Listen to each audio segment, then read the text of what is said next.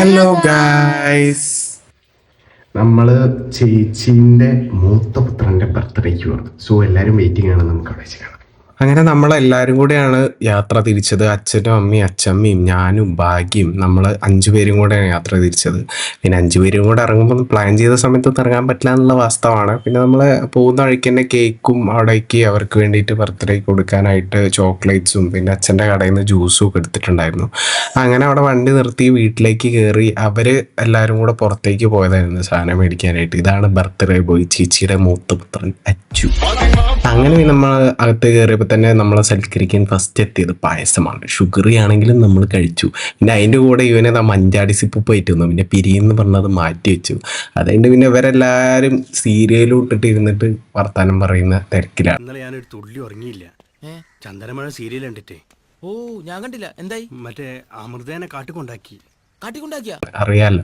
പിന്നെ അത് കഴിഞ്ഞിട്ട് നമ്മൾ കേക്കൊക്കെ സെറ്റ് ചെയ്തു. ഭാഗ്യത്തിന് മെഴുകുതിരി വെക്കുന്നതാണ്. പിന്നെ ഒറ്റ മെഴുകുതിരി കത്തിച്ചിട്ടുള്ളൂ, എല്ലാം കൂടെ കത്തിച്ചിട്ട് നമ്മൾ കഴിക്കുന്ന സാധനമല്ലേ, അല്ലെങ്കിൽ കെമിക്കലുള്ളതാവണ്ടെന്ന് വിചാരിച്ചിട്ട് അങ്ങനെ എല്ലാവരും വിഷൊക്കെ ചെയ്തു. ആൾ കേക്കൊക്കെ കട്ട് ചെയ്ത് പിന്നെ എല്ലാവർക്കും കേക്ക് കൊടുക്കാൻ വേണ്ടി തുടങ്ങി. അച്ഛനും അമ്മയ്ക്കും കൊടുത്തു, മീൻസ് എൻ്റെ അളിയനും ചേച്ചിക്കും കൊടുത്തു. അങ്ങനെ പിന്നെ എല്ലാവർക്കും അങ്ങോട്ടും ഇങ്ങോട്ടും കൊടുക്കലും പിന്നെ കേക്ക് മുഖത്ത് വയ്ക്കും. പിള്ളേരൊക്കെ അങ്ങനെ തന്നെ. എനിക്ക് ഇതിനോട് വലിയ താല്പര്യമില്ലെങ്കിലും പിള്ളേരെ കളികളാണ് അതൊക്കെ. അങ്ങനെയൊക്കെ കഴിഞ്ഞതിന് ശേഷം അവൻ്റെ കോലം ഇങ്ങനെയായി അവസാനം. അങ്ങനെ പിന്നെ അവൻ്റെ വായിൽ ചെറിയ നാരിക്കാന്നപ്പോൾ എടുത്ത് പുറത്തേക്ക് കളഞ്ഞു.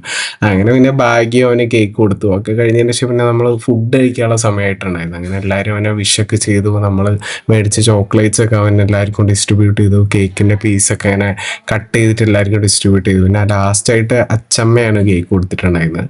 അച്ചമ്മ ഇതേപോലെ തന്നെ കേക്ക് കഴിയുന്ന പീസ് എടുത്തിട്ട് അവന് വായിലൊക്കെ വെച്ച് കൊടുത്തു കേക്കൊക്കെ. അങ്ങനെ എന്തായാലും വാത്സല്യത്തോടെ അവനത് വാങ്ങി വായിലിട്ടു.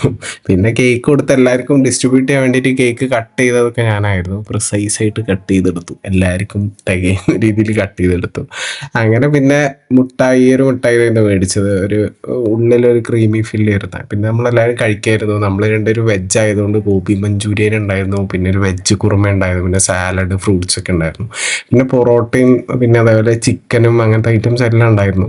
അനാറും എല്ലാ സാധനവും ഉണ്ടായിരുന്നു. അത്യാവശ്യം നല്ല ഗ്രാൻഡായിട്ട് തന്നെ ഫുഡ് കഴിക്കേണ്ടായിരുന്നു. എല്ലാവരും കഴിച്ച് ഫില്ലൊക്കെ അതിന് ശേഷം പിന്നെ എല്ലാവരും കാര്യമൊക്കെ പറഞ്ഞ് സ്ട്രെച്ച് ചെയ്തു ഫുഡ് കഴിച്ചതിന് ശേഷം. പിന്നെ നമ്മൾ ടാറ്റ പറഞ്ഞു, ബർത്ത്ഡേ ബോയ്ക്കും ടാറ്റ കൊടുത്തു. Okay bye.